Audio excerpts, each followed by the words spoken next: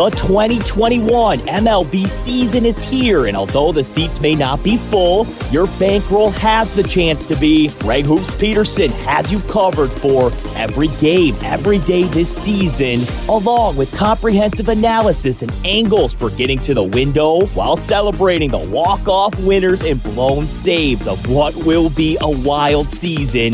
Now it is time for the Baseball Betting Podcast with Greg Peterson. A warm and friendly hello, welcome to lovely Las Vegas for the Baseball Betting Podcast. Myself, Greg Peterson.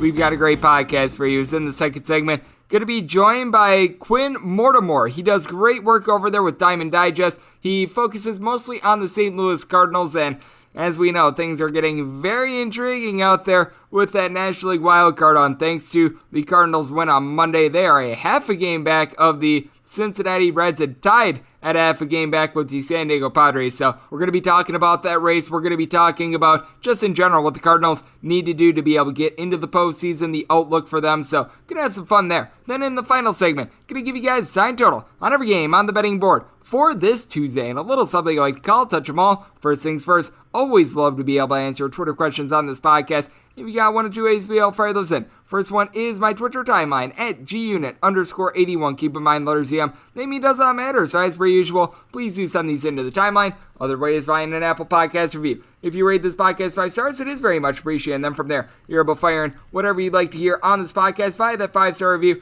Did not wind up getting in any Twitter questions today, but had a great day of baseball on Monday. So let's take a look back at it, try to find some trends, and try to get to know these teams a little bit better. Games from yesterday is Greg buzzing about. Here is the rowdy recap. If you wound up taking the Yankees run line, that did not come through, but the Yankees were able to come through and pull off a dramatic come-from-behind win. They were down 5-0 going into the bottom of the 6th, and they wind up pulling off a 6-5 win as John Gant wound up getting 2 outs in this one, and then he was yanked out of the game as it was a bullpen game for the Minnesota Twins as Gant goes 2/3 of an inning and Luke Farrell completes the final 2 1/3. They both go scoreless. Kyle Bearclaw gives up a run in 1 2/3 innings. Caleb Thielbar a scoreless inning. Ty Duffy winds up giving up 3 runs in 2 innings, including a homer. Alex Colomé would give up a home run of himself. For Colomé, he winds up giving up Aaron Judge's 33rd home run of the season, and then Joey Gallo gets his 33rd home run of the campaign. That one comes off of Mr. Duffy, and then Ralph Garza Jr.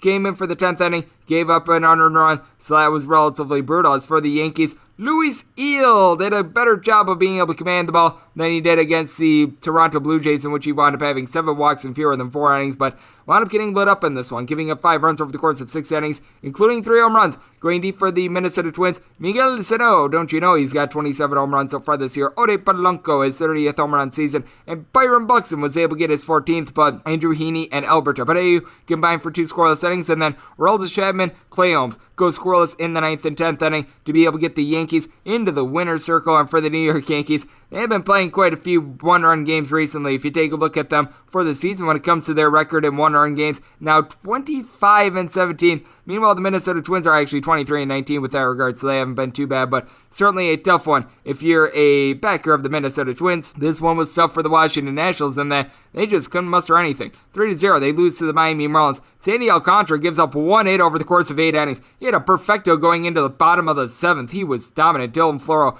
then comes in for a scoreless inning, and for the Miami Marlins, offense wasn't great, but they went 2 of 7 with men in scoring position, got 9 hits for Paulo Espino. Tough luck loser, in my opinion. He does give up 6 hits and 3 walks in 6 innings, but just 1 run. Sam Clay, Austin Voth, both give you a scoreless inning, and then you wind up having 2 runs in an inning, give it up by Patrick Murphy, but absolutely nothing doing for the Washington Nationals on offense. Absolutely nothing doing for the Tampa Bay Rays on offense either. They wind up losing to the Toronto Blue Jays by a count of 8-1. For Ryan Yarbrough, he entered with some career splits that were always good whenever an opener came in from. Coming out of the bullpen, going into this game, Ryan Yarbrough 26-5 as a reliever compared to 10-15 as a starter, 4.76 ERA when starting games, 3.49 when coming out of the bullpen. That did not hold true in this one, as for the Rays, they wind up using the opener of Kyle McHugh, who goes 2 1/3 innings scoreless, and then Ryan Yarbrough 2 1/3 innings as a bulk guy.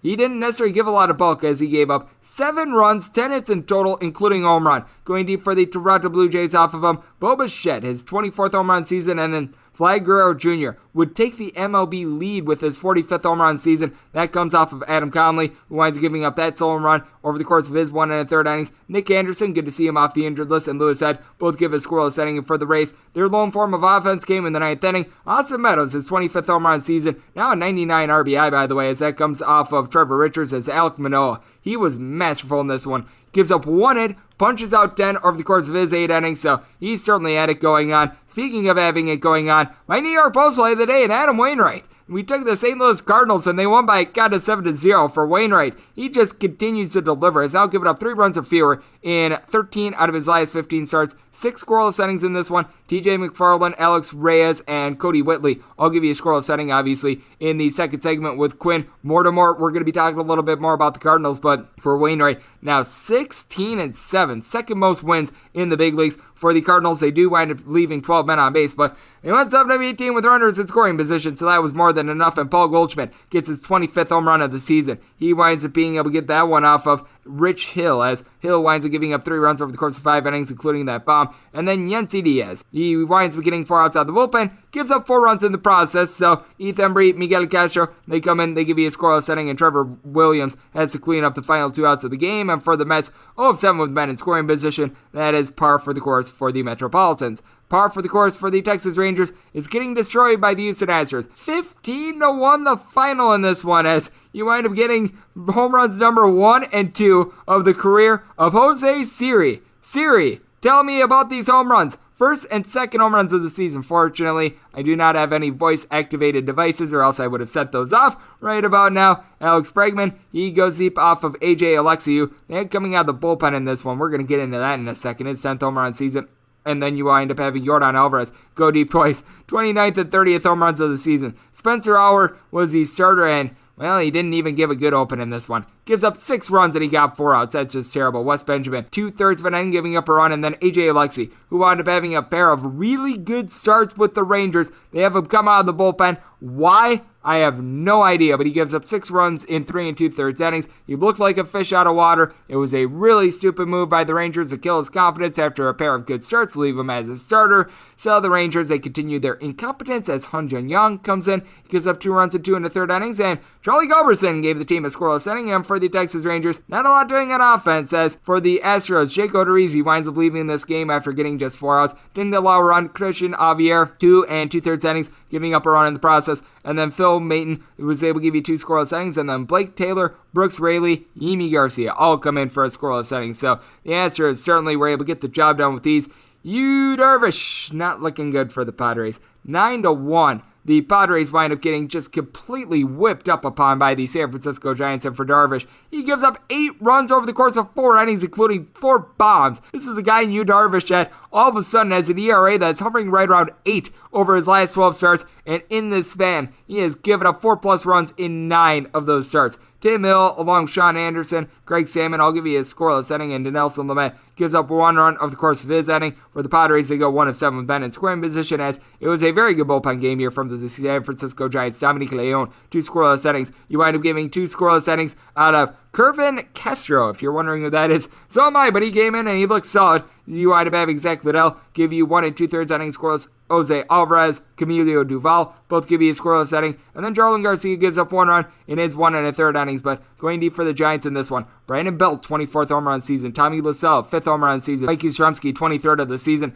Evan Longoria, 12th home run season for the Giants. Their 8th straight win, and the San Diego Padres, well, things are not going so well for them. Guess what? Things are still not going well for the Arizona Diamondbacks, as they wind up losing to the LA Dodgers by a count of 5-1. By the way, for the Dodgers, they have now played just 5 out of their last 26 games over the total, as Justin Turner down for what? The big hit in this one. 25th home run of the season. That comes off of Brandon Sittinger for Sittinger. He winds up giving up 1 run because the first 2 men that were on base on that bomb were provided by Zach Gallen. Gallen goes 5 1/3 innings, giving up 4 runs, all of which were earned. Sittinger then gives up that home run in his 1 2/3 innings. And then Jake Ferry is able to give you a scoreless inning, but for the Arizona Diamondbacks, not a lot doing on offense, as this was the first start for Clayton Kershaw in quite a while. 4 1/3 innings, gives up 1 run, so very solid considering his last start had came on July 3rd. And then Phil Bickford a scoreless inning, Corey Knebel a scoreless inning, Alex Vesia gives you a pair of outs out of the bullpen, and then Mitch White gobbles up the final 2 innings for the LA Dodgers. And speaking of getting gobbled up, the Boston Red Sox has the Seattle Mariners in the wild card hunt are all of a sudden just 2.5 games back. Might actually be 2 games back because now the Red Sox and the Yankees are tied for that second wild card spot as the Blue Jays now have sole possession of the first one as the Seattle Mariners get the job done by a count of 5-4. You know that we're going to be talking about this American League wild card on the next few weeks on this podcast as Eduardo Rodriguez, not a bad start in this one for the Boston Red Sox, gives up 2 runs, one of which was earned over the course of 6 innings. For the Seattle Mariners, Logan Gilbert was solid as well. He gave up 2 runs over the course of his 6 innings. He was taken deep in this one by Jose Iglesias, 9th home run season, and then the bullpen would allow a pair of homers, Paul Sewald specifically, as Xander Bogaerts gets his 21st home run season, and Rafael Devers is 34th, and for Devers, now 103 RBI on the season. That's the second most out there in the big leagues, but for Sewald, even though he does give up those 2 solo home runs, he was able to do just enough to be able to help out this team as Diego Castillo and Drew Steckenrider both give you a scoreless inning, and the Seattle Mariners were aided by a Mitch Haniger 3-run bomb in the 7th inning, his 33rd of the season. That winds coming off of Ryan Brazier, who, since coming off the injured list, not necessarily been great. Now a 4.15 ERA. He gives up 3 runs, but none of them were earned, as Hunter Renfroe and Kyle Schwarber had a pair of fielding errors, so that wound up hurting the cause. You wind up having, coming in for a third of an inning, Caleb Ort, that is a new name for me. Then you wind up having Austin Davis give you an out of the bullpen, and Josh Taylor was able to give you a pair of outs out of the bullpen as well. But for the Red Sox, just 1 of 6 with men in scoring position, and the Seattle Mariners all of a sudden looking primed to be able to make a postseason run perhaps. And if you're looking to make a run with your bankroll, you probably want to be taking a look at some unders, as in the last 30 days, unders hitting at a rate of 54.3%, 200 and 168. In that time span, favorites have been drying up a little bit. They're hitting at a rate of 59.5% over the last 30 days, 231 and 157, and home teams not doing so great, 201 and 192, so they're barely hitting above 51% overall in the last 7 days. Home teams actually have a losing record, 42 and 46, and favorites have certainly fallen on tough times as well with that regard at 48 and 40, so hitting a clip of 54.5%, and overs and unders relatively equal. We've had 41 overs and 40 unders in that time span, and if you're looking at the season to date, unders have a little bit of a lead on overs at 1,029 and 1,011, so about 50.4% of games are going under. Favorites for the year hitting right around 59.5%, 1,262 and 859, and home teams 1,160 and 982, winning at a rate of 54.2%. So that's what we wound up seeing in Major League Baseball on Monday, and that's what we're all seeing trend-wise. Now let's take a look at this very fascinating St. Louis Cardinals and just that National League playoff race in general. We welcome on Diamond Digest Quinn Mortimore to be able to talk about that and so much more on the other side right here on the Baseball Betting Podcast with myself, Greg Peterson.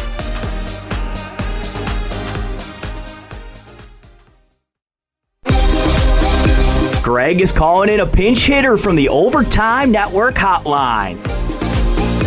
And we're back here in lovely Las Vegas for the Baseball Betting Podcast. Myself, Greg Peterson. It is great to be joined by our guests as we head out there to the great state of Missouri, as Quinn Mortimore does a great job of being able to cover the Cardinals and so many other things over there at Diamond Digest. You are able to catch him on Twitter at Quinn STL Cards. Man does a great job of being able to cover the St. Louis Cardinals and just all forms of baseball as well. And Quinn, it's great to have you on the podcast today. Thank you. Yeah, thank you. It is great that we get to talk about a nice little playoff hunt for the St. Louis Cardinals, which it feels like we're doing every single year. The St. Louis Cardinals, I say this being someone that was born in the state of Wisconsin, they're just like that villain from a slasher movie in which it seems like you've killed them about 27 different times, but as you're sprinting away from said villain that you thought you killed 27 times, as you are sprinting away from them, they are walking and gaining ground on you. That is the St. Louis Cardinals every single year, and the big guy that's been able to do it has been Mr. Tried and True Adam Wainwright. This is going to air as he is doing his start against the New York Mets for Monday, but he entered into that start on Monday with 15 wins. He's really been able to get better and better as the season went along. Wound up having a couple road woes to begin the year. He's been able to rectify those, and just how impressive has it been what he's been able to do this year, because without Wainwright being the constant for the team, I don't know where the St. Louis Cardinals would be. Yeah, because they lost Jack Flaherty at the end of May, so he was definitely the big anchor for the rotation for the past few years, especially like the late half of 2019. They probably would not have won the division in 2019 without him, and then losing him was obviously huge. And that's also right when the Brewers started to get good and they began to run away with the division at that point. But yeah, Wainwright, he has really stepped up because he was pretty good at first. He had a couple bad starts that sort of made his numbers look a little bit worse than they were, but he's just been looking like he was about 10 years ago. Well, not exactly 10 years ago because he was out with Tommy John, but like back like 2012, 2013, 14. He's going deep into games, especially the past couple years. Just 3 years ago, it was looking like he wasn't going to be returning from his injury at all. Like he was stuck in the minors all year, and then he really came back at the end of 2018, and then 19 and 20, he was pretty good, and then 21, he's just been like the team would be out of the hunt without him for sure. Yeah, it's been all the more critical because you mentioned the injury to Jack Flaherty. And Jack Flaherty, I would say, has been a borderline Cy Young candidate the last few years. The back half of the 2019 season, they wound up putting together absolutely amazing. 2020, a little bit of a different story, but hard to take too much from that 2020 season considering it was 60 games. If you wound up being out for a few weeks, you missed nearly half the year. So that's a little bit of a throwaway in my opinion. And I know that a piece that the Cardinals might be looking at to try to make a postseason push is someone that you wound up viewing his minor league start for a few days ago. That'd be Dakota Hudson. How do you wind up looking? Because I'm sure that many people on this podcast are just like, wow, Dakota Hudson still pitches because it's been so long since we've seen him on an MLB mound. But this is someone that if the Cardinals are able to get anything out of him whatsoever, given the injuries, that certainly will be a bonus for them. Yeah, because he was injured. I don't remember the exact date, but I believe it was mid to late September of 2020. So just given the timetable of any Tommy John surgery, it's usually 12 to 18 months. So it seemed like having him pitch at all this year was an absolute best case scenario. And just got back from the Springfield game, watched him start. He pitched 5 innings, gave up 2 hits, and allowed 1 run. He walked a couple batters, but overall his control seemed like some of the better stuff we've seen from him because he's had control issues in the past, but he looked pretty sharp like he was before. He was getting good results in 2019, but it just seemed like he had some rough games. He was giving up a lot, and the defense helped him out a lot in 2019. And then 2020, like right towards the end before he got hurt, he started looking like a completely different pitcher. And he was looking like he was being able to locate pretty well. And this is, I believe, his 3rd or 4th start back after coming off of Tommy John. So, yeah. And, of course, it is just Double-A, so it's hard to tell exactly how that'll translate over to the major leagues. But, yeah, it looked like his command was pretty good, which was something that I was looking for going in. Yep, that is very good news for the St. Louis Cardinals, as we are being joined by Quinn Mortimore joining me right here. Does a great job with Diamond Digest, does a terrific job of covering the Cardinals in general. And that's going to be all the more big because, as we know, on Tuesday it's going to be Jake Woodford who's going to be getting the start for the St. Louis Cardinals against Marcus Stroman of the New York Mets. So no question, you're probably going to be seeing a little bit of a pitching mismatch there. But what are the expectations at this point for the St. Louis Cardinals towards the back half of the season? Because I know that they've been using Kwon Young Kim in a variety of different situations. He's been getting a couple starts. He wound up making a couple relief appearances. And he's been sort of this super, I guess you could call it a little bit of everything sort of player for this team, because as we know with the Cardinals bullpen as well, they're going to need to probably eat quite a few innings in the start for Woodford, and it's been really the unlikely guys that have stepped up for the team. Genesis Cabrera, Alex Reyes, they've got a little bit of new roles as they've been faltering a little bit, but they've really been looking to guys like a TJ McFarland in big innings along with Luis Garcia, and these are the guys that have been really producing when the team needs a high leverage spot after a starter winds up going out and gives them like 4 or 5 innings. Yeah, at the beginning of the season, the big ones were, well, Jordan Hicks before he got hurt, but also for the majority of the season, it was Cabrera, Gallegos, and Reyes. Yeah, Reyes was an all-star. Obviously, he got off to a pretty great start. Gallegos and Cabrera the 3 of them were usually used 7th, 8th, 9th inning. They were used pretty often, and I think fatigue is kind of what led to them faltering. Gallegos, he's been used as a closer now. There were a couple games he struggled, but he seems to be pitching more like he did at the beginning of the season, past few appearances. Yeah, so there weren't many options out of the bullpen for quite some time. It was mostly those 3 were the only ones that they could really trust with the lead.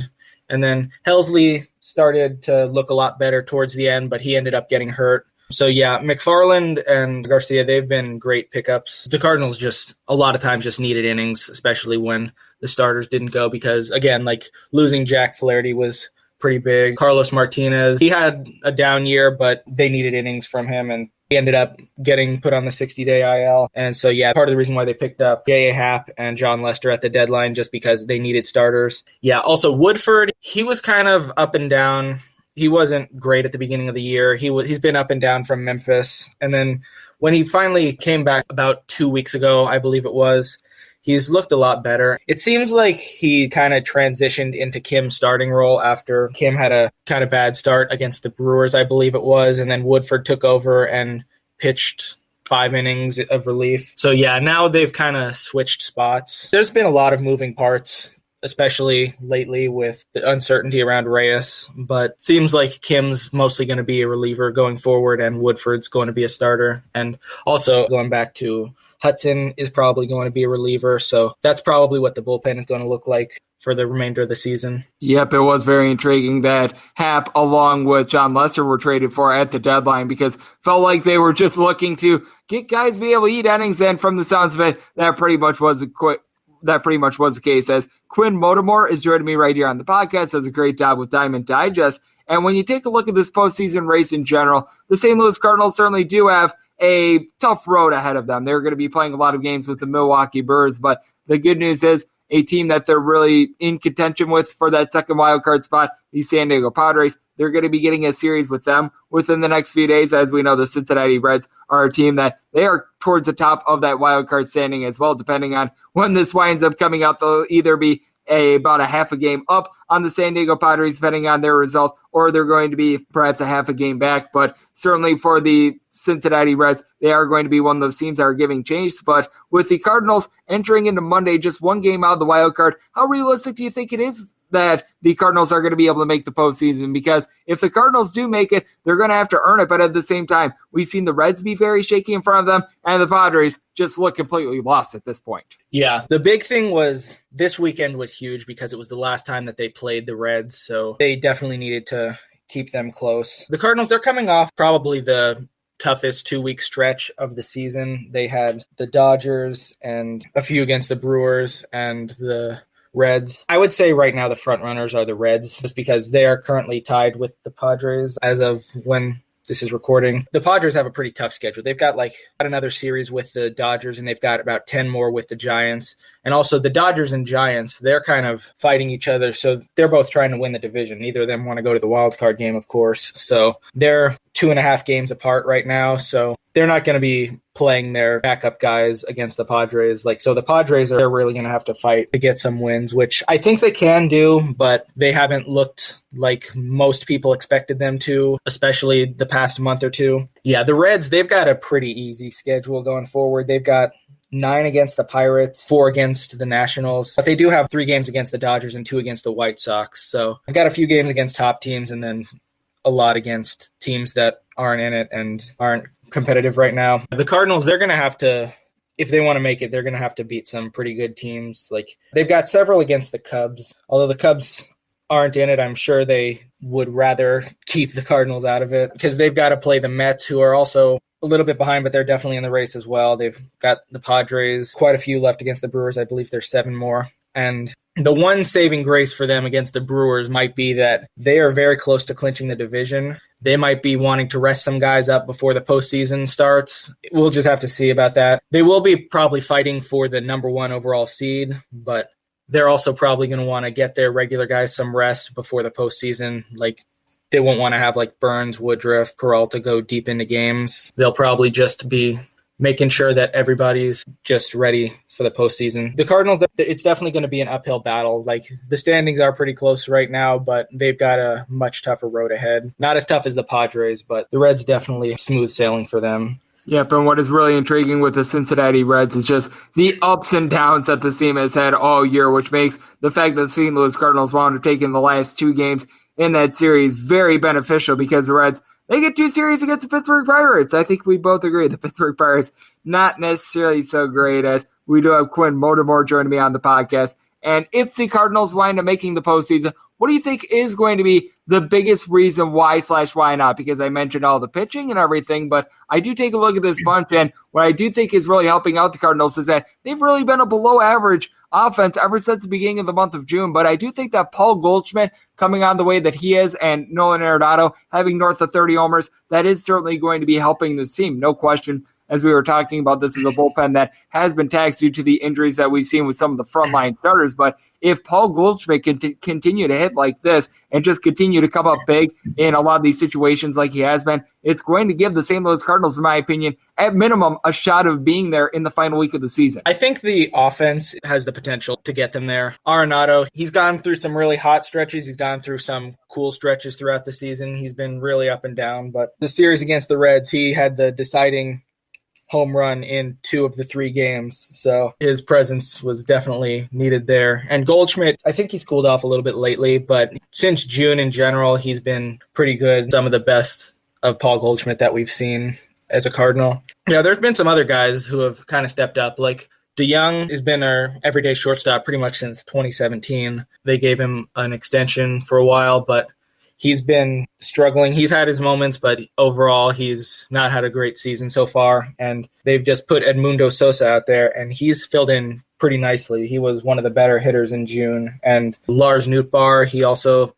has filled in a little bit when Carlson was injured for a while. He had a pretty good August too. But I think the big thing is going to be the pitching. Like if the bullpen can hold up, like hold on to leads, because that was a big problem for a while. Like there was a big game against the Brewers where they went into the 9th inning with a 4-run lead, and Reyes gave up a walk-off grand slam. He also gave up a walk-off home run against the Pirates. So there have been a few times where it's looked like they've kept it competitive, but then at the end they've just kind of fallen apart. And those are definitely ones that stick out. But other than that, they've been winning more often than not lately. So that's what's kept them in it. Like some of the losses, they've been pretty big losses, like pretty dramatic ways to lose, but they have been winning more often than not. And a lot of it's just going to stand, I think, on whether or not the pitchers, J.A. Happ, John Lester, like obviously they need them to eat innings. And Happ, he was the starting pitcher, and the Reds got shut out on Sunday, which was, of course, a big game to pull them within 1 game of the wild card. I think it's going to come down to the pitching and the management utilizing them in a way that best suits them. It's going to be a really interesting stretch here for the St. Louis Cardinals. Obviously, as we were talking about a little bit earlier, the Reds and the Padres as well. And Quinn, I know you're going to be there every step of the way following all this. You do a great job day in and day out taking a look at the Cardinals, and not just a major league team. I mentioned it a little bit earlier. You were there for Dakota Hudson's minor league start a few days ago as well. So you're doing a great job of covering all things St. Louis Cardinals and all things baseball. So let the good people at home know what you've all got going on right now and how people can follow along on social media and other platforms. My Twitter is Quinn STL Cards. That's mostly what I use for baseball. And I'll write articles for Diamond Digest. And Quinn is doing a great job over there. Does a great job of being able to follow the St. Louis Cardinals. And he was kind enough to join me on the podcast today. So a big thanks to Quinn Mortimore for joining me right here on the Baseball Betting Podcast. And coming up next, it is that time of the podcast. I give you signed total on every game on today's MLB betting board and a little something you like to call Touch 'em All.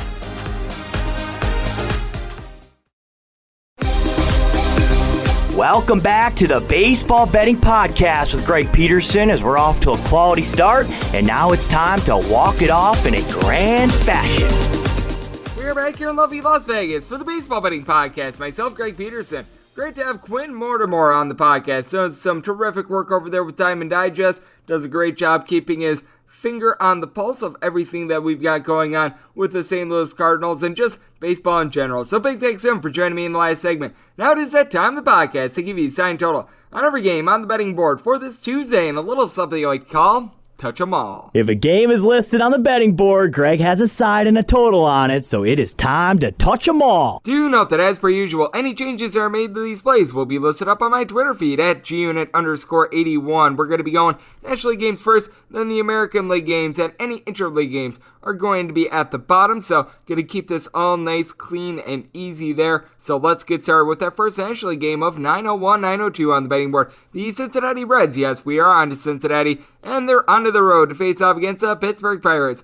Dylan Peters will walk the plank for the Buccos. Meanwhile, Wade Miley hopes to have a party out there in Pittsburgh For the Reds, 8.5 is your total. Over and under anywhere between -105, -115 for the Reds, getting them anywhere between -149 and -160. Meanwhile, your post price with the Buccos is anywhere between +138 and +147. And for Wade Miley, he's been able to do some very good work on the road so far this year. 2.91 ERA, very comparable to at home. 7 home runs, give it up both home and road. 80 and a third innings on the road, 75 and a third at home. And opponents are just hitting a 218 off of him on the road. So you like to see that. And for Dylan Peters, it's been limited work for him with the Pittsburgh Pirates, but he actually has not been bad. Actually has a 3.95 home ERA compared to a $1.60 on the road, but 18 and 2/3 innings, so small sample sizes, give it up 7 walks and 1 home run, and opponents overall hitting about a 233 off of him, so hasn't been a lot, but you know what? He's been able to come in, he's been able to hold down the fort, and you've got a Cincinnati Reds team that they have been dealing with a couple injuries with their lineup, but you still have quite a few guys doing a great job of being able to go yard for the team. Nick Castellanos and Eugenio Suarez, pair of guys with north of 25 home runs. Jonathan India, a 375 on base. He has been able to give you nearly 20 home runs from the leadoff spot as well. You've got Taylor Naquin, who has cooled down a little bit, but ever since the beginning of the month of August, he's been hitting well above a 325. Tyler Stevenson, Tucker Barnard at the catcher spot, both hitting above a 265, depending on who they wind up going with there. Mike Moustakas is off the injured list, hasn't done a lot this year, but you have had quite a few guys be able to step up, even like a Max Schrock, who's hitting above a 300. And then you take a look at what you're able to get out of the Buccos, and you do have Brian Reynolds. He has been able to give you north of 20 home runs so far this year, hitting nearly at 300. And Yoshi Satsugo, ever since he came over to the Pittsburgh Pirates, he's fallen on some tougher times recently, but still, 7 home runs in about 3 weeks. You'll certainly take that if you're a Pittsburgh team that's currently dead last in the league when it comes to runs per game. You do have quite a few guys like Michael Perez, Hoy Park, Cole Tucker, Kai Tom, list goes on and on of guys hitting a 215 or lower, but you do have in the fold Wilmer Defoe is hitting right around 275. Colin Moran is in that pocket as well. Ben Gamble, along with Brian Hayes, in between a 244 and a 255. Just haven't been able to get a lot of power. And for the Pittsburgh Pirates,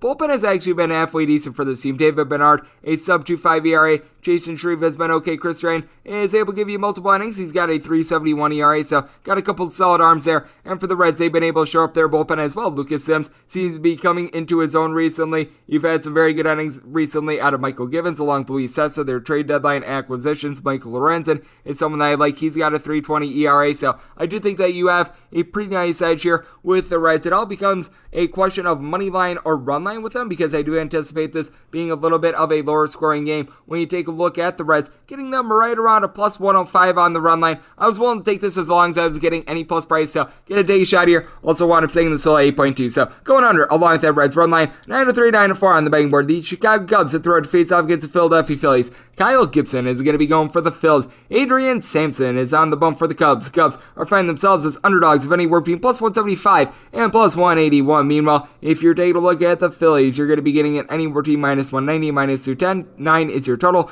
Over is between minus 110 and minus 120. Under is anywhere between even and minus 110. And for Kyle Gibson, he certainly has been better, whether he be in Philadelphia or Texas, whenever he's been at home versus on the road. And for Adrian Sampson, I recognize that the numbers aren't necessarily too bad, but I just still go back to the fact that this guy in the Korean Baseball Organization last year was a fade with a right around 5-ish ERA. He's got a 2.20 ERA, but this is over 16 and a third innings. He's been very lucky on balls in play. Guy that's generating right around 7.5 strikeouts per 9 innings. So I take a look at it, and I just think that this is a spot in which it is prime for him to be able to get blown up, as he has given up a combined 3 home runs over his last 9 and a third innings, and he's going up against Philadelphia Phillies team that you do now have Bryce Harper giving you 32 home runs north of a 400 on base, so he's been able to cook with some gas ever since the beginning of the month of August, a double-digit amount of homers. But getting back to Kyle Gibson and how he's pitched at home versus on the road between his two stops, 2.24 home ERA, 4.31 road ERA, 5 home runs given up in 71 and a third innings at home with a 2.07 opponent's batting average, and it's only given up right around 2.5 walks per 9 innings. Then you take a look at some of the other bats that you've got for the Philadelphia Phillies. Gene Segura is sitting right around a 2.95 for this team. You need a little bit more out of some of these guys like a Didi Gregorius, Brad Miller, along with Andrew McCutchen, all these guys in between about a 219 to a 230, but with McCutchen 24 home runs. He's got an on-base percentage that hovers right around a 340. Odubel Herrera is hitting at 260 for this bunch.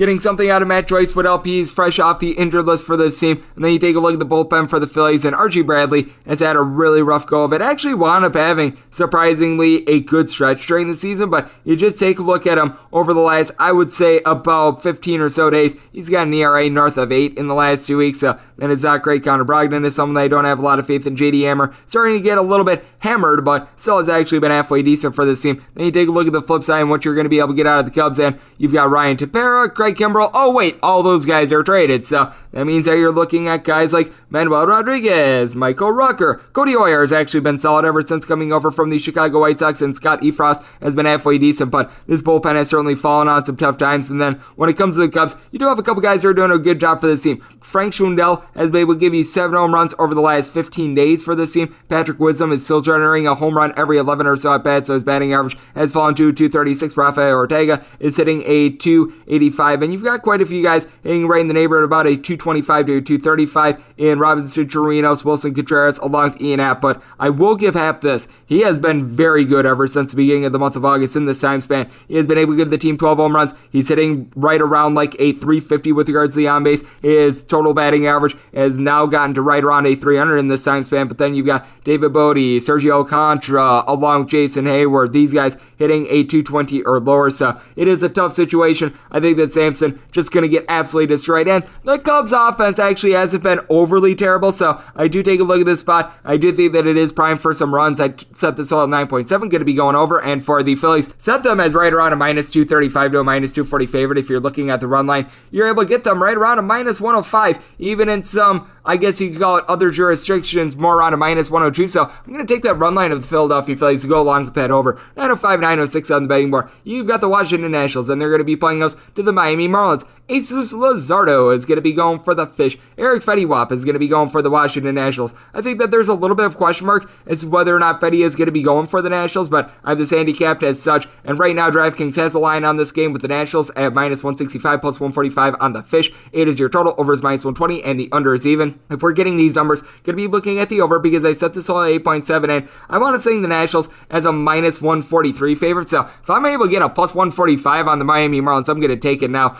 With Mr. Luzardo, ever since coming over to the Miami Marlins, to say that it has not been good would be very generous. He's got a 6.58 ERA, but despite that, in his 8 starts, the team is 3-3 in his decisions, which I find to be very befuddling. He's got a 1.6 strikeout to walk rate on the road this year, whether it be with the Oakland A's or with the Miami Marlins. A 9.31 ERA with 5 home runs given up in 19 and a third innings, and opponents are at 3.38 off of him. But then, how much faith do you have in Eric Fetty-Wap either? This is a man that has given up at least 4 runs in each out of his last 3 starts, 3+ runs given up in 4 out of his last 5 with Fetty. This is someone that at home has actually been worse than on the road. 5.40 home ERA. He's given up 8 home runs in 50 innings, as it sounds like a jet is flying through. That's very nice. But you take a look at what you've got out of this Washington Nationals lineup as well, and it's actually relatively solid. You do like the fact that you've got a pair of guys with 25+ home runs in Josh Bell along with Juan Soto. Soto, a 450 on base, which is absolutely ridiculous. Lane Thomas, ever since coming over from the St. Louis Cardinals, is hitting above a 300. Carter Kieboom has been able to make some light of the opportunities. He's gotten right around a 320 on base for him. And then you've got Yadiel Hernandez, who's hitting at 270 along with Alcides Escobar. And for the Miami Marlins, the current loss of Jesus Aguilar is very glaring because he's the only guy in the team with north of 50 RBI so far this year, was hitting 22 home runs. So you've got one guy in the starting lineup with more than 9 home runs. That'd be Jazz Chisholm. He's been able to about a 255 for the team. I have a couple guys hitting between about a 234 to a 244. You've got Jorge Alfaro, Luis Brinson, Jesus Sanchez in that fold. Now, Alfaro seems to be a little bit banged up, so Austin Jackson, he's been getting some starts. Lewin Diaz, Izan Diaz, you've got quite a few guys hitting below the middle line of 200, but Brian De La Cruz, nearly a 400 on base. You got Miguel Rojas hitting at 270, and for this Miami Marlins team, bullpen has actually been halfway decent for them. I do like what you've been able to get out of Anthony Bender. Richard Blyer has a sub 3.5 ERA. Dylan Floro has been able to give you some solid innings. Paul Campbell wound up getting lit up very early this year. He seems to be reining in a little bit, hasn't given up any runs in the last 15 days for this team. And then with Washington Nationals, I do like the fact that you've got someone reliable in Kyle Finnegan to be able to give you some innings. Ryan Harper has been pretty solid. Mason Thompson has his ups and downs, and then you've got Wander Cabrera, this guy sucks with his north of 6 ERA, so I take a look at this. If I'm getting the plus 145 like we're seeing right now at DraftKings on the Miami Marlins, going to take this, and like I said this all at 8.7, so on the 8 I'd be taking a look at the over. Heck, even an 8.5, I'd be taking a look at the over. 907, 908 on the betting board. The New York Mets are going to be playing us the St. Louis Cardinals. The Woodford, Jake Woodford, is going to be going for the Cards. Meanwhile, Marcus Stroman is going to be on the bump for the Mets. Mets are finding themselves in between minus 144 and minus 157 favorites. Meanwhile, plus price with St. Louis between plus 130 and plus 145. 8 is your total. Over is anywhere between minus 115 and minus 120. Under is anywhere between even and minus 105. Seeing a straight 8.5 out there as well. That under is minus 120 and the over is even. With Woodford, I do have some trepidations with them because it's going up against a guy, Marcus Stroman, that is better than his 9-12 record would indicate. For Stroman, 2.87 ERA. That's actually been a tad bit worse at home, but still a 2.96 home ERA. So he's been far from a bum, giving up 4 home runs in 67 innings. Opponents are at 2.66 off of him. And then you take a look at Mr. Woodford, and ever since he's been getting starts, it's been a little bit up and down for him. He has given up 3+ runs in 2 out of his last 3 starts. Wound up making that long relief appearance as we were talking about Quinn against the Brewers, in which he came in and gave the team 5 1/3 innings scoreless, but that's when the game was a little bit, I guess you could call it a bit more haywire. Now with Woodford, he's been able to do a better job of not issuing walks. He's given up a combined 5 walks in his last 5 appearances, so that is something that's relatively solid. Not much of a swing and miss guy, going to give you right around 7 strikeouts per 9 innings, but on the road, 3.95 ERA overall, has given up 4 home runs in 27 1/3 innings, with opponents sitting at 2.50 off of him, so nothing great, nothing terrible. And for the St. Louis Cardinals, they were able to get a good start out of Adam Wainwright yesterday, so that means that a lot of the bullpen, guys like Luis Garcia, someone like TJ McFarland, these guys are going to be available. We have noticed that guys like Genesis Cabrera, Alex Reyes, as we were talking about, have struggled. And for the New York Mets, you do have a couple guys that you're able to look to out of this bullpen as well. It has been very good this year. Seth Lugo, ever since the beginning of the month of August, a sub-3 ERA. Trevor May has been a little bit shaky, but has still been able to give you some good innings. Aaron Loop still has right around a 1.07 ERA. It's absolutely ridiculous. Miguel Castro has been able to do a solid job for this team, but you take a look at the Mets, and you've really got 2 mashers for this team. Jonathan Villar has been able to do an okay job. I don't necessarily lump him in there. He has been able to give the team 18 home runs. Ever since the beginning of the month of August, he's been hitting nearly 8.300, so I give him credit. But the 2 mashers are Javi Baez along with Pete Alonso. Both of these guys, 30+ home runs. Both of these guys hitting right around at 262 or 265 as well. But you need a little bit more out of Francisco Lindor, Kevin Pillar, and Michael Conforto, all in between a 225 and a 230. Was encouraging to see Lindor get that 3 home run game against the New York Yankees a couple days ago, but you need to see a little bit more to believe it. James McCann, along Jeff McNeil, both in between about a 242, 250. So I do take a look at this spot, and no doubt, the New York Mets are going to have a big advantage when it comes to starting pitching, which is why I did wind up setting them as a pretty good sized favorite of just north of minus 150. Now, this becomes a little bit of a situation where do you go money line or run line? Because right now with the Mets, I'm finding that run line between a plus 135 to a plus 140. I don't necessarily think it's going to be the highest scoring game in the world. Did wind up setting this all at 8.3, but I was willing to take the Mets on the run line as long as I was getting north of a plus 125. So I would rather take the run line in this spot, and with setting this all at 8.3, I'm going to be taking the 8 over to go along with that run line. 909, 910 on the betting board. The Colorado Rockies going to be in the road face-off against the Atlanta Braves. Tuki Toussaint going to be going for the Bravos. Meanwhile, 55 Shades of John Gray is going to be going for the Rockies. The Rockies are finding themselves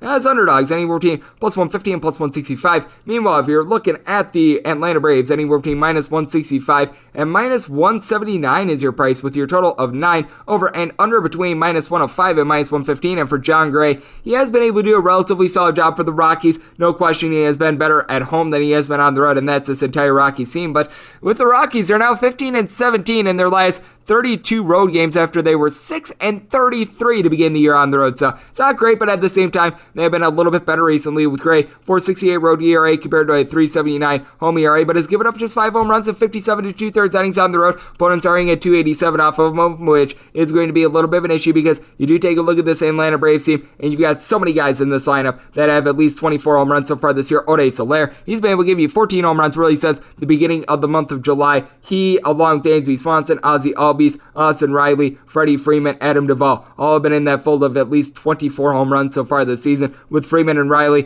pair of guys hitting between about a 295 and a 300. Ozzie Albies, Dansby Swanson hitting between about a 253 to a 260. So all these guys doing a relatively solid job there. And then you have been able to get a little bit of something out of guys like Guillermo Heredia when needed as well. I know that Eddie Rosario's come in, give the team some good at-bats. Really the lone weakness that you have when it comes to the lineup is the catcher spot. But you take a look at the bullpen, and it's been a little bit bit up and down for the Braves. It's been better recently. Jesse Chavez is someone that has been able to give this team some good innings. Tyler Matzek ever since beginning the month of July, a sub-2.5 ERA. But Sean Newcomb is someone that I have some questions with. You certainly have been getting jiggy with it with Will Smith. And this is someone in Touki Toussaint that I don't necessarily have a lot of faith in him. He's got a 4.11 ERA for the season, but he's just not been able to lend a lot of length recently. In his last 2 starts, a combined 6 innings, giving up in that time span 7 runs, and that was against the Rockies and the Washington Nationals. So that is not necessarily something that you want to see when it comes to Toussaint. He's actually been worse at home than he has been on the road. 5.21 home ERA, 3.33 road ERA. He's given up overall 9 home runs over the course of his 46 innings so far this year, so that's a little bit concerning. And then with the Colorado Rockies, this team has been dead last in the big leagues when it comes to batting average on the road, so that is something that you do want to take note of. But all of a sudden, CJ Cron has been able to hit a couple homers on the road. In the last 2 road trips, he's got 6 home runs on the road after he wound up having like 3 going into that road swing, so he's been able to find it a little bit more. Trevor Story is starting to get a little bit better on the road, and if you're taking a look at someone who has been able to perform both at home and on the road, that would be our good friend Brandon Rogers, hitting about a 270 on the road. That has been very solid. Charlie Blackmon, he's hitting right around 260 on the road as well, so a lot of these guys for the Colorado Rockies starting to even out a little bit. I do think that the Atlanta Braves should be a relatively sizable favorite here, but I do take a look at this swing, and I was willing to take anything above about a plus 160 with regards to the Colorado Rockies, seeing the plus 165. I'm going to wind up taking a shot here on them. Wound up setting the total at a 9.3 as well. Going to be diving under along with the Rockies. 9-11, 9-12 on the betting board. The San Diego Padres set the road face off against the San Francisco Giants.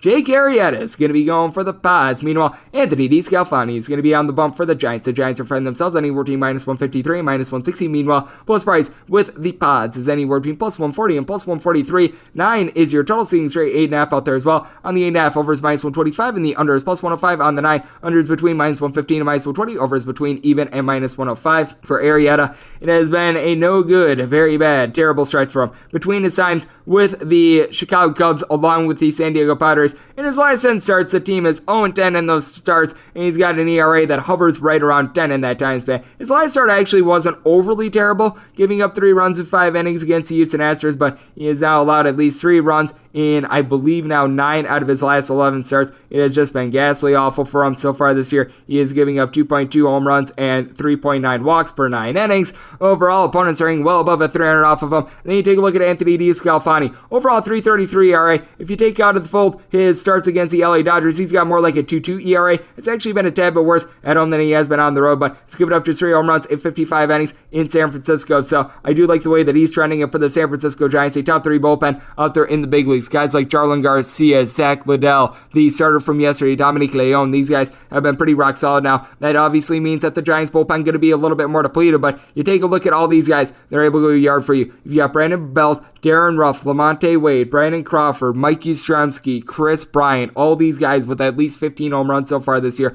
And pretty much all these guys, aside from Yastrzemski, hitting above a 250. Evan Longoria is back in the fold. He's been able to give you a home run every about 17 or so at bats. He's hitting at 290. Tommy Lassell is starting to give the team a little bit of something. And for the San Diego Padres, since the beginning of the month of August, they are scoring the fewest runs per game of any team out there in the National League. Now, you've got Fernando Tatis Jr., 38 home runs. He, along with Manny Machado, both hitting between a 275 and a 285. And Adam Frazier, for the year, he's hitting at 300, but ever since he's come over to the San Diego Padres going into yesterday, he was hitting about a 235. He has certainly shrunk with that regard. You've got Trent Grisham hitting only about a 245 now. You got a lot of guys with a solid on base, but at the same time, they haven't been able to deliver in crunch time. And for the Padres, they entered into August with the best bullpen ERA in the big leagues. Ever since then, it's been slightly above average. Guys like Emilio Pagan, you can tell that they're just getting tired from being used day in and day out. Tim Hill's effectiveness seems to be going down a little bit. Nabel Krisman has been able to do a solid job. Austin Adams as well, but you got to feel like these innings are certainly wearing on this team. If you're taking a look at the run line of the San Francisco Giants,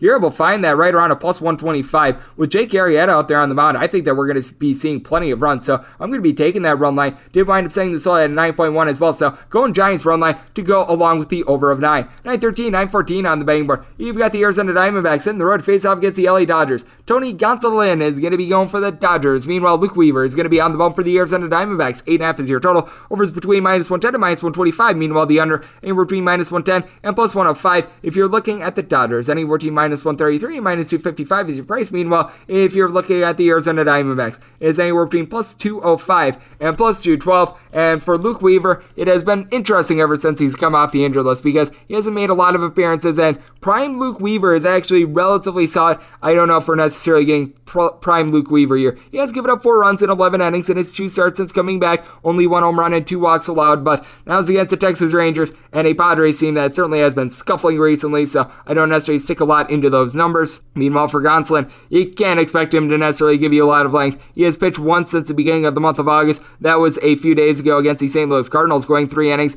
and he really was being used as like an opener plus for 3 to 4 innings for much of the season. So I do think that you're going to get some effectiveness here from Tony Gonsolin because in his appearances, 11 in total, he has given up more than 1 run in just 2 of them, but at the same time, like I said, not a lot of length. So I do think that you're going to get an effective 3, maybe 4 innings here from Tony Gonsolin, and then from there, you turned it over for maybe 2 innings from Bersuter Gratterall. Phil Bickford gives you a little bit of something, Alex Vesia, and for the Dodgers, fortunately for them, over the last 30 days, their bullpen ERA is barely above 2, so they have actually been very solid. And you take a look at this Dodgers lineup, and you've got a whole bunch of guys doing a great job with BL reach base for you. Mookie Betts along with Trey Turner down for what, Justin Turner down for what, Max Muncy, Chris Taylor, Will Smith, all these guys at least 20 home runs, all these guys hitting at 255 plus. They did wind up trotting out there a couple of their, I guess you could call them, lesser bats yesterday, but with that said, even a guy like a Gavin Lux is a very quality bat. Cody Bellinger, night in and night out, typically is the only guy in the starting lineup hitting below 250, and yeah, he's Cody Bellinger. And then you take a look at the Arizona Diamondbacks, and you've got a trio of guys that have been able to give you 11 home runs in Ketel Marte, Carson Kelly, and Josh Rojas, but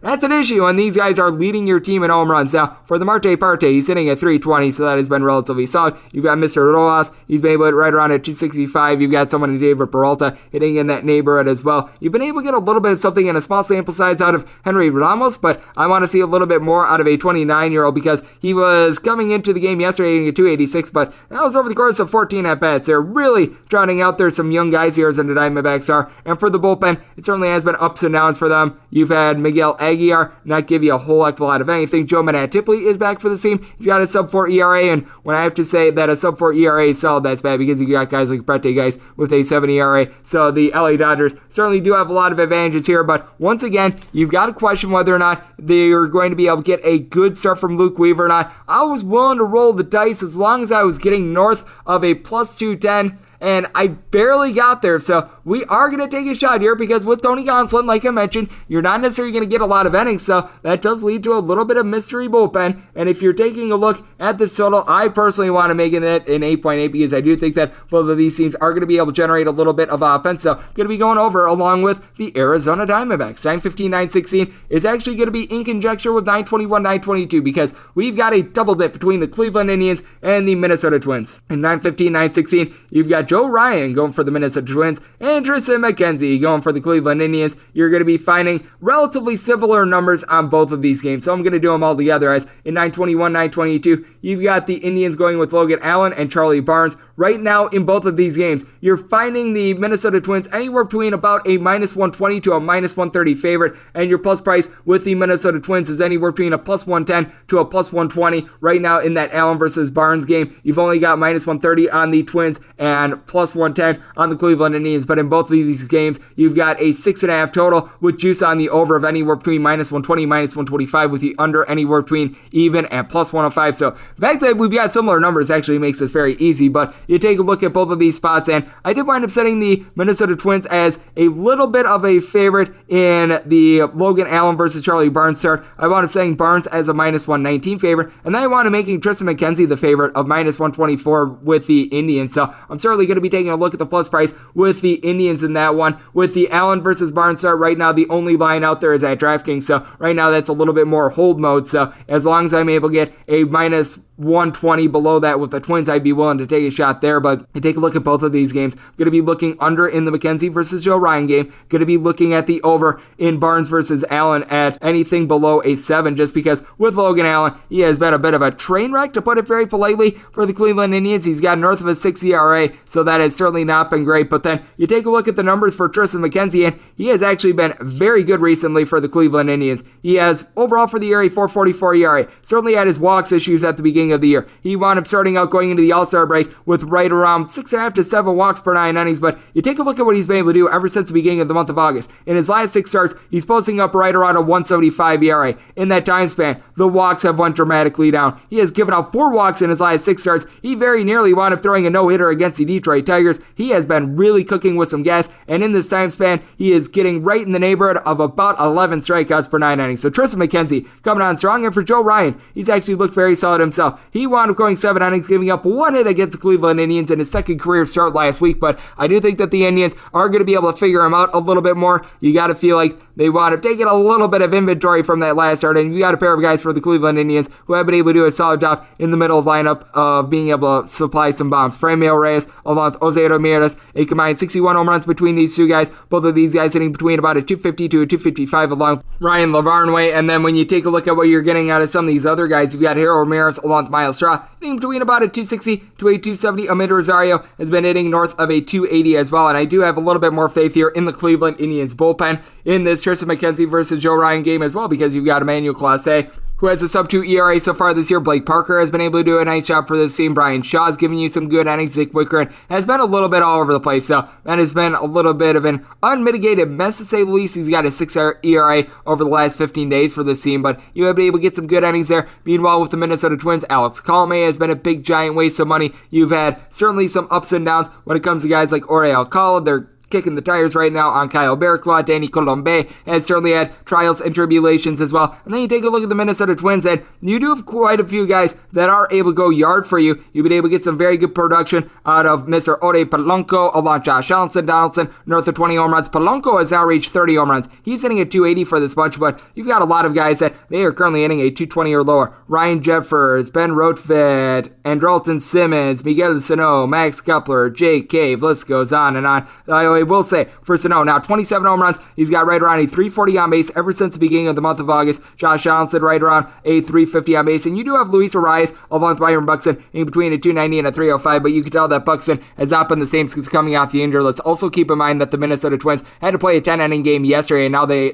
have to travel back from New York. That is going to put them behind the 8-ball a little bit as well, which is why I'm setting Barnes as a little bit less of a favorite as well, because with Charlie Barnes, you take a look at his couple starts, and those have not necessarily been so great. I have a little bit more faith in him than I do in Mr. Logan Allen, because Logan Allen has been just completely giving it up. I'm going to get into him in a second, but you take a look at Barnes. He has made 5 starts so far this year, and well, those 5 starts have not necessarily been so great, as he's got a 6.59 ERA, so he certainly has been giving up with that regard. He has given up 4 home runs over the course of 27 and a third innings. His walks per 9 rate, that is not necessarily where you need it to be, because he's only getting 4.3 strikeouts per 9 innings as well, so that is not great. And then you take a look at Mr. Allen, who I was mentioning a little bit earlier, 6.86 ERA. He is given up on a per 9 innings basis, 2.6 home runs. His walks per 9 rate, that is hovering right around a 4, so you've got a whole lot going on there, which is why in this Logan Allen versus Charlie Barnes start, set Barnes more around a minus 118 favorite, and on a 7 or lower, I'm going to be taking a look at the over 7.5, or I'm going to be taking a look at the under. But when it comes to the Ryan versus Tristan McKenzie start, wound up setting the Indians as a favorite. I also wound up setting the total at a 6.9. Going to be probably taking a look at the over on a 6.5, hoping that the juice winds up getting mitigated a little bit more. If this winds up going to like a 7 with minus 110 juice, then I'll be taking a look a little bit more at the under. So check back in the morning on my Twitter feed, as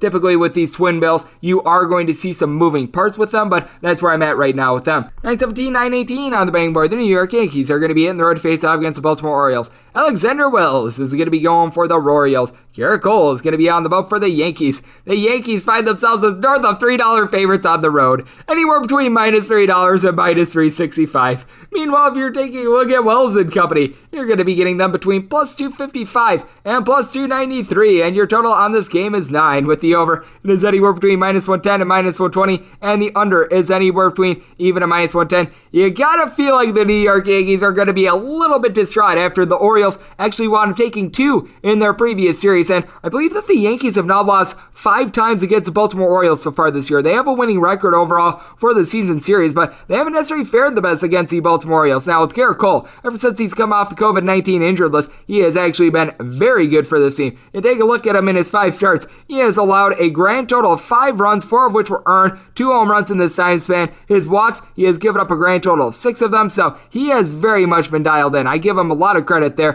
Then you take a look at Alexander Wells, and he's coming off of a pair of appearances in which he's given up a combined 3 runs in them. So, I mean, it's not too bad. He's given up 3 runs or fewer 4 of the last 5 times he's taken them out. Now, a couple of those wound up being long relief appearances, and this is a man that for the year is giving up on a home runs per 9 rate right around a 2-ish. His walks per 9, that is 4.5. So you've got some unsightliness there, but we're trying to give this Baltimore Orioles team a little bit of something after they wound up giving up 22 runs in their last game against the Toronto Blue Jays. But you do take a look at the Orioles, and you have a couple guys that are able to go yard for you. You got Trey Boomer Mancini with right around 22 home runs, Ryan Mountcastle, Cedric Mullins, both of these guys right around 28 or so home runs. You've got a guy in Mullins who's hitting at 300 for this bunch. And then you take a look at Mancini, Ryan Mountcastle, Austin the Sayes Kid, Anthony Santander, Ore Mateo, all these guys in between about a 245 to a 265. Roman Urias is hitting at 275 now. You've got the slugs on this team. DJ Turn It Up Stewart, Jahmai Jones, Ryan McKenna, Domingo Leyba, Kelvin Gutierrez, Austin Wins, all these guys hitting at 210 or lower, but you've been able to get a little bit of something there. And for the New York Yankees, they did wind up having to play yesterday, so that means that they are going to be a little bit more taxed with the bullpen. Jonathan Loaisiga is currently on the 10-day injured list, and you did have to go to a Aroldis Chapman yesterday for 23 pitches. You had to wind up trotting out there Clay Holmes, but I do like what I'm seeing out of Joely Rodriguez. You've been able to get a tad bit of something as well out of Lucas Luque, and then you take a look at the lineup for this team. You've got a trio of guys that will be able to give you 27 plus home runs in Giancarlo Stanton, Joey Gallo, along with Aaron Judge, with Judge right around a 380 on base, and all 3 of these guys at least a 355 on base. Now, with Gallo, along with a couple others, Kyle Higashioka, Gary Sanchez, you're even able to throw in there someone like a Brett Gardner. These guys are hitting at 225 or lower, but DJ LeMahieu, along with Mr. Giancarlo Stanton, these guys are hitting at 270. Gio Urshela's hitting at 255. You finally got a home run out of Gleyber Torres a few days ago. He has certainly been struggling this year, but he and Luke Voigt both hitting about a 250 as well. So I did take a look at the spot, and it becomes a question on the run line, because I'm just not going to be willing to lay north of $3 on a money line in this spot with the Yankees.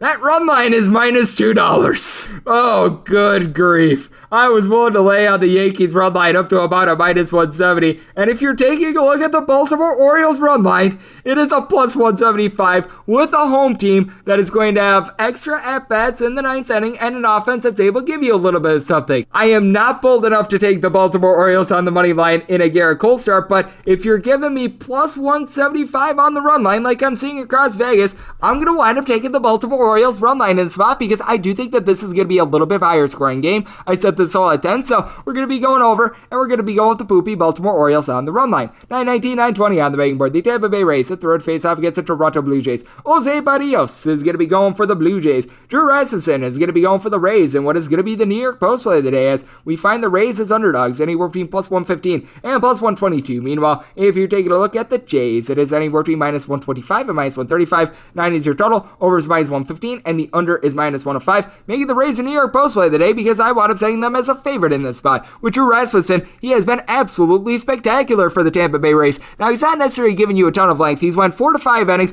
in each out of his last 5 starts, but he has given up 1 run or fewer in all 5 of those starts. He has been absolutely masterful. Home, road, he's not given up bombs. 2 home runs given up in 44 innings so far this year. His walks per 9 rate is right around at 2.2, and then you take a look at Jose Barrios. Ever since he's come over to the Toronto Blue Jays, he hasn't been bad, but at the same time, he hasn't necessarily been great. With the Blue Jays, 3.63 ERA, he had a 3.48 ERA with the Minnesota Twins, and you take a look at him recently, and it certainly has been far from spectacular. He's given up at least 3 runs in now 4 out of his last 6 starts. It's not a case in which he's given up a bunch of home runs or anything like that. He's given up 5 home runs in his 8 starts ever since being acquired by the Toronto Blue Jays, but it's just sort of been meh for him. And then you take a look at the Blue Jays bullpen. Adam Simber has been certainly having his ups and downs in the bullpen. You've got a couple guys that you're looking to, like a Julian Merriweather, who has yet to give up a run so far this year, but very small sample size, just wound up coming off the injured list. You take a look at what you've been able to get out of Tim Massa as well. He's been halfway decent, but Nate Pearson certainly has his question marks as well. I do like what you're getting out of Jordan Romano, but we all know about the Tampa Bay Rays bullpen. They're in the top 3 with regards to bullpen ERA, home runs given up, what have you. This team is just so great. You've got JP Fireeisen and Pete Fairbanks. Now off the injured list, Andrew Kittredge has a sub 2 ERA. David Robertson has had some shakiness, but JT Chargois,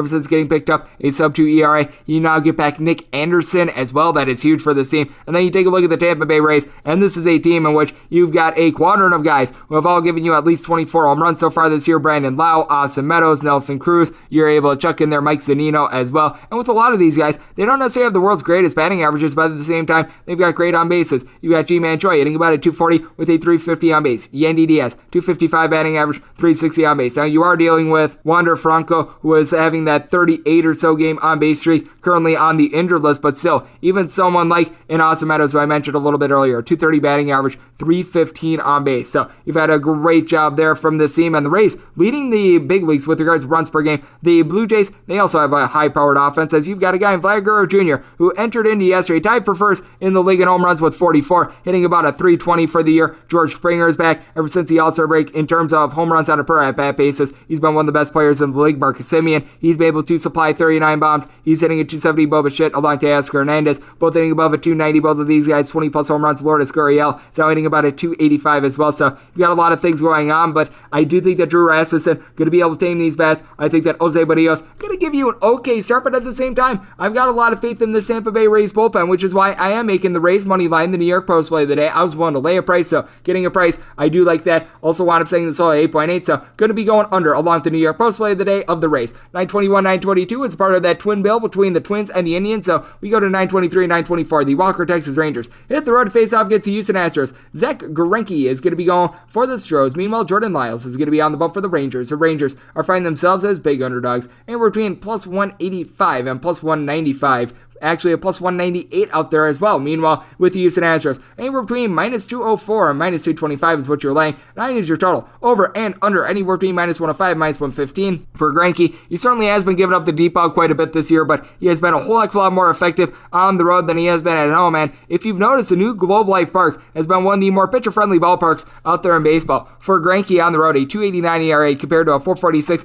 in Houston. 6-1 on the road. Has given up 11 home runs in 81 innings. That is compared to 14 home runs in 78 and 2/3 innings when he's at home. And on the road, he's giving up 1.5 walks per 9 innings and opponents throwing 225 off of him. So he's done a good job of being able to contain those two solo shots. Meanwhile, you take a look at Jordan Lyles, and he's got a 5.43 ERA. He's given up 36 home runs so far this year. I think that is in the bottom 5 of the big leagues, with his good buddy Mike Fultonavich right now leading the way. He's given up 16 home runs in 73 and a third innings at home. Opponents throwing at 295 off of him. 5.15 ERA out there in Arlington, which is supposed to be pretty pitcher friendly. Now, I will say this for the Texas Rangers, Joe Barlow has been able to do a very good job of being able to give this team some innings out of the bullpen. You've been able to have Jarrell Cotton be able to kick it into high gear recently. Spencer Patton's able to give you a little bit of something, but still not necessarily a great bullpen. And for the Houston Astros, you've had Yimi Garcia come in and give this team something. Ryan Presley has a sub-2 ERA. Kendall Graveman has been able to do a nice job as well. So I do have some faith in that bullpen. And then you take a look at the Houston Astros. Jose Altuve, Alex Bregman, Yordan Alvarez, Yoli Gurriel, Kyle Tucker, Carlos Correa. All guys hitting at least a 270. In the case of Jose Altuve, Alvarez, Tucker, Correa, all at least 22 home runs for these guys. They have been absolutely masterful. Heck, Jake Myers hitting just below a 300 as well. Then you take a look at the Texas Rangers, and Adolis Garcia has been able to give you 29 home runs. It's been a little bit of an up and down year for him. You've got Isaiah Canero-Falefa along Nate Lowe. You're able to throw in there Yoni Hernandez, all in between about a 255 to a 265, and you've been able to get something out of Yoel Pozo, who's hitting nearly a 300. But really, when you take a look at guys like Leody Taveras, you're able to throw in there DJ Turn It Up Peters. They've been trotting out there a few other guys that are hitting below a 215 for the team. I will say for Peters, has been able to give the team 9 home runs over the course of his last about 35 or so days. But with the Texas Rangers,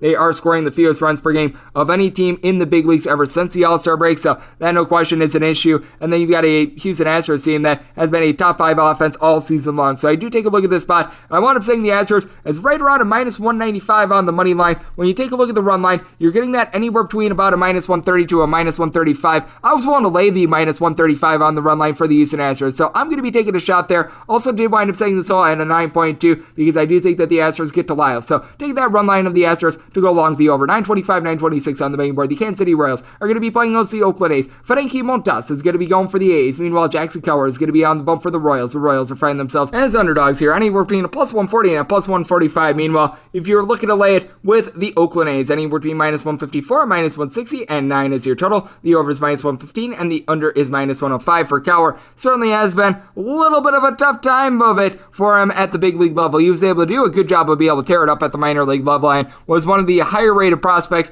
not just in the Kansas City Royals organization, but overall in the minor leagues, was able to give you a bunch of strikeouts per 9 innings. If I remember correctly, you want a pitching out there in the SEC. I'd like to say he's a native of the state of North Carolina, but has yet to really be able to find it here at the big league level. Has been able to give you right around 8 strikeouts per 9 innings, but the problem with him has been the walks. 11 walks in 17 innings so far this year. He's made 1 long relief appearance and 4 starts, and he has went a combined 12 innings in his last 2 starts, but one of those starts was a start in which he gave up 6 runs in 6 innings against the Baltimore Orioles. Needless to say, that is bad, and he's given up at least 2 runs in every one of his appearances, at least 4 runs in 3 of them, so he is beginning completely shelled. And then you take a look at a guy in Frankie Montas. He is someone that has been steady Eddie, but he seems to be doing his best work right now. You take a look at his last start, and he was really able to come through for the Oakland A's as he wound up allowing 1 run in 7 innings against the Chicago White Sox, and he has now given up 3 runs or fewer in every one of his starts ever since the end of June. So he has went now a grand total of, I believe it is 14 starts with allowing 3 runs or fewer. On the road, he's been relatively comparable to at home as well. Home ERA of a 3.50, 3.68 road ERA. Has given up a couple more home runs on the road, but opponents are hitting at 2.29 with 10 home runs in 71 innings off of him on the road as well. He's backed up by a bullpen that has been shaky a little bit recently. Lou Trevino over the last 30 days has not been able to come through for this team, but even a guy like Adeolius Carrera has been able to give you some good innings. Jake Diekman is someone that I do like. And then when it comes to the Oakland A's, you have been able to get a lot of production out of Matt Olson. Olson has been able to do a nice job of being able to get on base right around a 375 on base,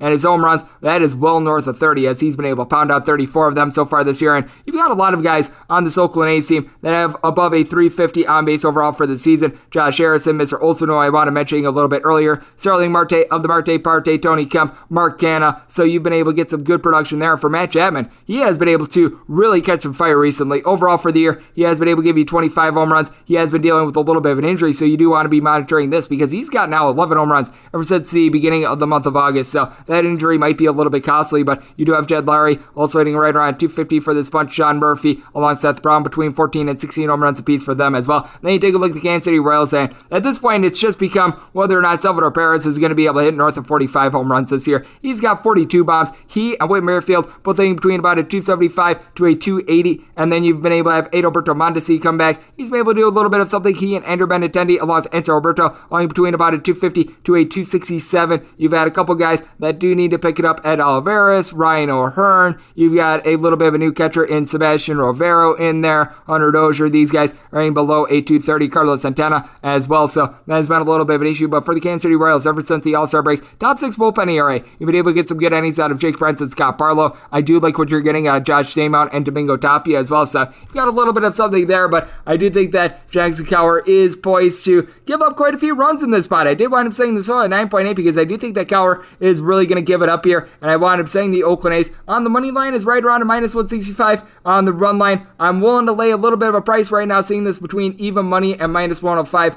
on the A's run line. I was willing to lay up to about a minus 110, so I'm going to wind up taking that A's run line, and I'm going to wind up taking this total over 927, 928 on the betting board. The LA Angels are going to be hitting the road to face off against the Chicago White Sox. Right now, ESPN is saying that it's going to be Lucas Giolito going for the White Sox. The betting board has to be determined, so we've got no lines up on this one. Meanwhile, Becky Naughton is going to be going for the LA Angels. If it does wind up being Mr. Naughton against Giolito, I'll end up saying the White Sox as minus 228 favorites, minus 130 on the run line, and a 9 or lower, I'd be taking a look at the over. 9.5 or higher, I'd be taking a look at the under. With Lucas Giolito, he's had his ups and downs so far this year, but he has been able to come through recently for the team. You take a look at what he's been able to do at home. Very comparable to on the road. 360 road ERA, 379 home ERA. Has given up 16 home runs in 78 and a third innings at home, but opponents are hitting just at 219 off of him. His strikeouts per 9 rate is right around at 10.5. Then you take a look at Becky Naughton. Actually delivered 5 scoreless innings against the San Diego Padres. We know the swoon that they're going through right now. He's made a couple long relief appearances. Has given up 6 runs, 4 earned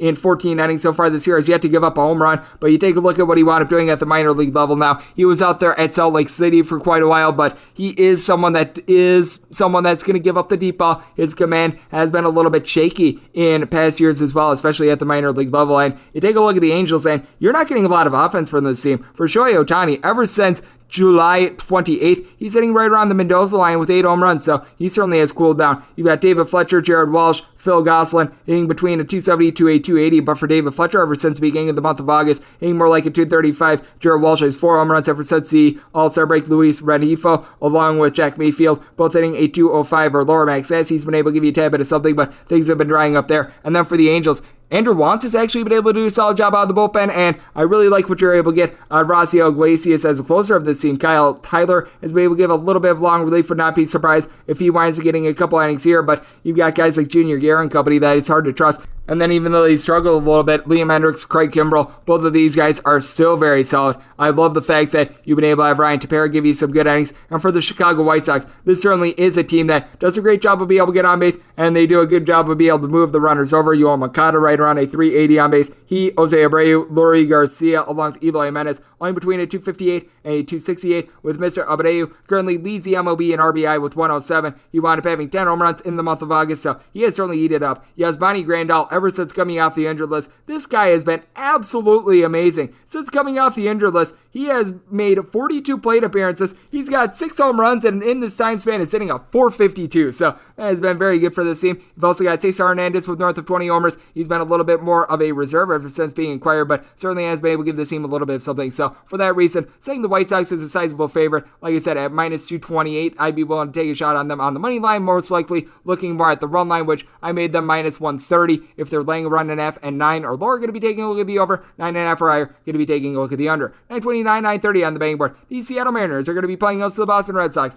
Nathan Eovaldi is going to be going for the Sox. Meanwhile, you've got Tyler Anderson, who's going to be on the bump for the Seattle Mariners. 8 is your total. The over and under are both at minus 110, with the Red Sox going to be getting them between minus 130 and minus 134. Plus price with the Mariners is between plus 110 and plus 124. Anderson has been able to do a relatively solid job for the Seattle Mariners ever since being acquired. His last start was the first time in which he wound up giving up more than 3 earned runs in a start ever since being dealt from the Pittsburgh Pirates. And with the Seattle Mariners, he has made about half of his starts with the Texas Rangers, but still, 3.83 ERA, has given up 7 home runs in 44 and 2/3 innings, but also just 7 walks in that time span as well. And then you take a look at Nathan Eovaldi. He has not been effective on the road as he has been at home. 2.88 home ERA, 4.87 road ERA. Giving up 9 home runs at 57 and a third innings on the road. 5 home runs at 106 at third innings when he's at Fenway, and at Fenway, opponents starting at 229 off of him, 282 when he's on the road. Then you take a look at the Seattle Mariners team, and you certainly have some slugs in this lineup, but you do have a couple guys that are coming through for you. Mitch Haniger, Kyle Seager. They combined 66 home runs between these two guys going into yesterday. Ty France is hitting right around 290, and J.P. Crawford is hitting at 265 now. With Seager, you're able to throw in there Tom Murphy, Jared Kelenic, Dylan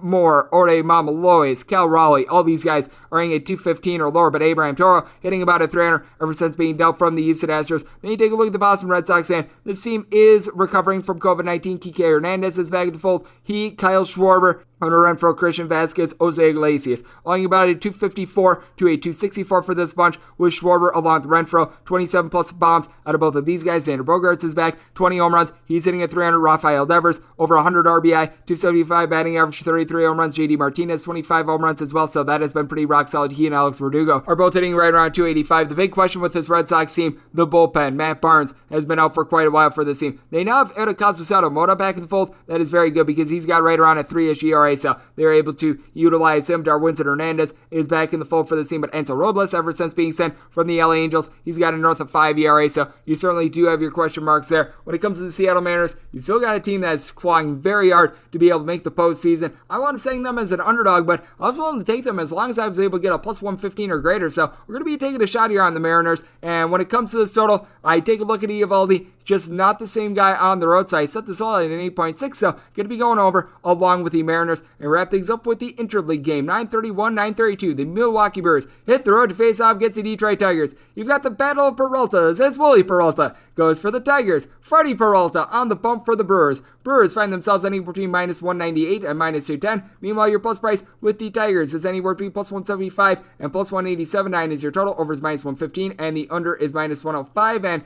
for both Peraltas, they've actually both had relatively solid years, but I do take a look at Freddie Peralta, and I do have a lot of caution with him because he just hasn't looked good since coming off the injured list. He's only made 2 starts, but in those 2 starts, he has been giving up the runs. He has won a grand total of 5 and 2/3 innings, giving up in this time span 7 total runs, 5 of which were earned, a pair of home runs in both of these starts, so that is a little bit awful to say the least. Meanwhile, you take a look at Willie Peralta, and he's actually been relatively solid for this Detroit Tigers team. He has given up 3 earned runs or fewer because he's been the victim of a couple unearned runs in all but 3 out of his 15 appearances so far this year. So he's been able to hold down the fort there, 3.60 ERA, and he's been very good at home. 2.38 home ERA, 4.18 road ERA. He's given up 2 home runs in 22 and 2/3 innings in Detroit. Opponents throwing about a 2.44 off of him. And then you take a look at this Milwaukee Brewers lineup, and certainly you were able to get things going for them in Cleveland, as you've got Colton Wong, who's hitting at 280. He has been able to now deliver this team right around 13 home runs. Eduardo Escobar, Christian Yelich, along with Avisail Garcia, Jace Peterson, Luis Urias, all in between about a 251 to a 270 with Urias. He has been able to give you 19 home runs. You've got Christian Yelich, who ever since the beginning of the month of August has had his ups and downs, but has right around a 370 on base. Eduardo Escobar, he's been able to provide 27 home runs, along with Mr. Avisail Garcia so far this season. Daniel Vogelbach is back in full. Not necessarily a guy that's going to hit for average, but still a 330 on base. And for the Brewers, you love this bullpen. Jake Cousins has a sub-2 ERA. Devin Williams, Josh Hader. These guys are a lethal 8th and 9th inning duo, but for the Detroit Tigers, ever since the All-Star break, they've got a top 10 bullpen ERA. Ian Kroll's now back off the injured list. Gregory Soto's been able to give you some good innings. Kyle Funkhauser right around a 3.45 ERA. Jose Cicero wound up getting lit up last week, but still has been able to do a solid job for this team. Heck, even Drew Carlson, a sub-3 ERA. So I do take a look at this spot, and with Freddie Peralta certainly showing some weakness ever since coming off the injured list, I was only willing to lay up to about a minus 165 with the Brewers. So getting north of a plus 165 with the Tigers, I'm going to sign up for that. Wound up saying this all at 8.3 as well, because I do think that the Brewers bullpen, after Peralta winds up giving a not so great start, going to be able to clean things up. So going to be going under along with the Tigers. And that will wrap things up for the Baseball Betting Podcast on this Tuesday. A big thanks to Quinn Mortimore, who does great work over there at Baseball Digest. He wound up joining me in the last segment. If you like what you're hearing from this podcast, Hooper with Hoops, you're able to subscribe wherever you get your podcasts. Apple Podcasts, Google Play, Spotify, Stitcher, and TuneIn. If you've got a question, comment, segment idea, what have you for this podcast, got 1 or 2 ways to be able to fire those in. First one is my Twitter timeline at gunit_81. Keep in mind the letter ZM. Naming does not matter, so as per usual, please do send these into the timeline. Other ways, find an Apple Podcast review. If you rate this podcast 5 stars, it is very much appreciated. And then from there, you're able to fire in whatever you'd like to hear on this podcast via that 5-star review. Going to be coming at you guys every single day throughout the baseball season, which means I'm coming at you once again tomorrow. Thank you so much for tuning in.